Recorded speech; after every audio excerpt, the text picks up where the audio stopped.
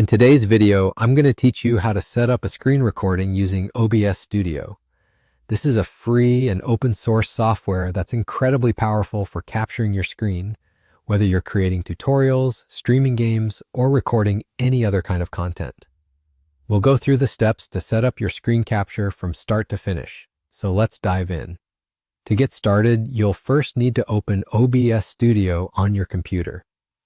If you don't have it installed yet, it's easy to download and set up. OBS Studio is compatible with both Windows and Mac, making it accessible no matter your system. Once you're in OBS Studio, you'll find that its interface has several different sections, but the one we're focusing on today is Sources.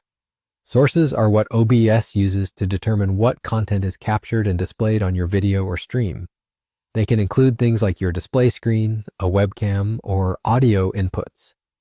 In the Sources section, located near the bottom of your screen, you'll notice a little plus icon. This is what you'll click to add a new source. When you click on this icon, a menu appears with a list of different types of sources you can add. For our purposes, we're going to select Display Capture.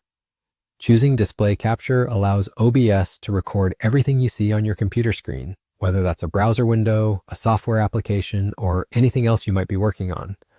Once you select Display Capture, you'll be prompted to add a name for this source.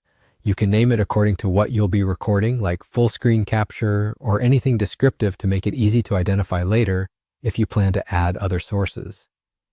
After naming your source, click OK to proceed. OBS Studio will then bring up a new window displaying options related to your display capture. This is where you can choose which display you want to record if you have multiple monitors set up.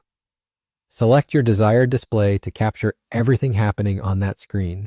After you've configured your display settings to your preference, hit OK, and your selected screen will now be visible in your OBS main window.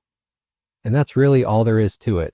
Your screen is now being captured by OBS, ready for you to start recording whenever you wish. Congratulations, you're all set.